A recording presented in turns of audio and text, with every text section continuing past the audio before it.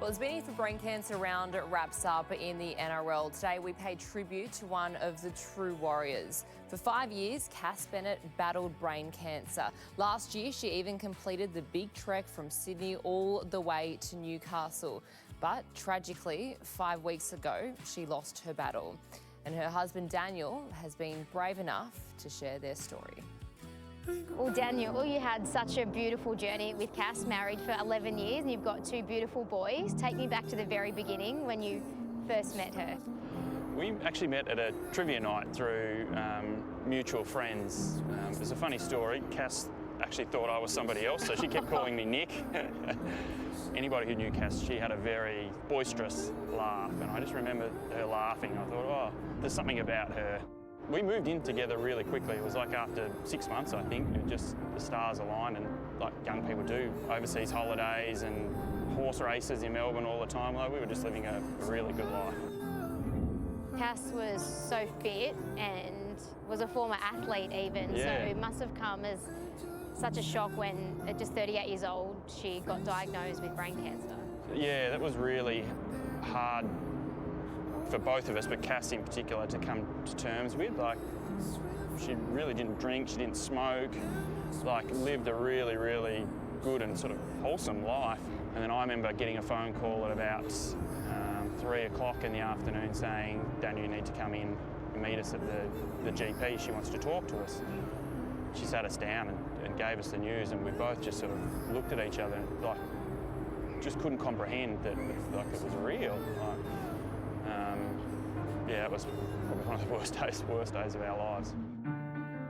When she first said, I want to create this diary, do you think that just sums up who she is? It took us probably a couple of weeks to come to terms with the news, and you know, she went straight into surgery and things like that, and then she turned her mind straight away to how can I help others. We sort of reflected on our journey through diagnosis and thought, oh, you know, it's really hard to navigate what the doctors are telling you. So she thought, that's probably where I can really help, is sort of pull together a resource that guides people through that diagnosis journey. It's mind-blowing to think that in the last 2 years, I think they've handed out over 2,000 copies. So it's an unbelievable achievement. You mentioned the resilience. So when Cass had stage 3 brain tumour at that stage, last year, she did the 150-kilometre Big 3 trek. Yeah. Did you just think you were crazy? Yeah. Generally, when Cass put her mind to something, you couldn't stand in her way. And I remember her coming to me saying, oh, I want to do the 150k walk. And I sort of said, oh, okay. And her balance was pretty dodgy. She really couldn't feel much under her right foot, so she really wasn't sure when she was putting that foot down. I said, I'll work it out. She absolutely wanted to make sure she got to that finish line and nothing was going to stop her.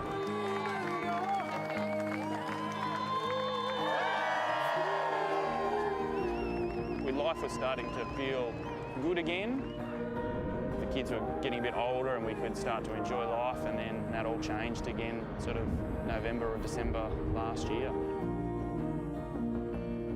The surgeon did more scans and they said, oh, the tumour's back and it's aggressive this time.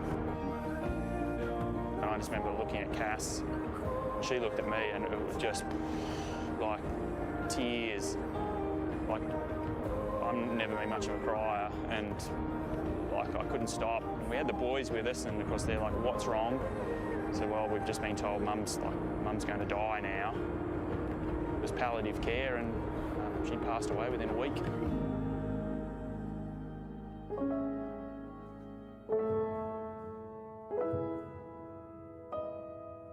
Come on, skinny love, just last the year.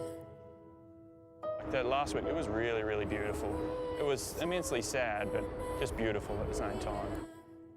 She really wanted to let the boys know how much she loved them. Yeah, and I wanted to really let her know that we're never going to forget her. She's always going to be in our hearts. So. You sort of always know that day's coming, it's in the back of your mind. I don't think I let go of her hand that whole week. I just couldn't let her out of my sight, I just didn't want to.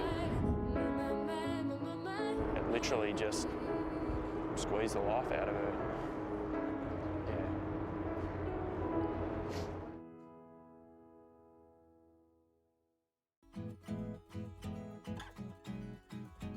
Now, you've just walked here from the SCG to the Opera House.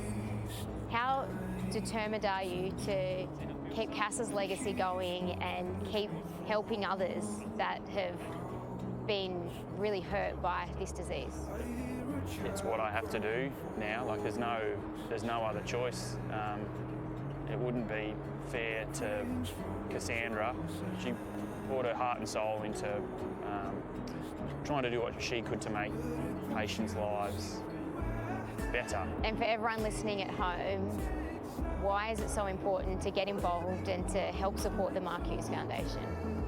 It's the biggest killer for people, adults under 40. So it rips families apart, like absolutely tears them apart.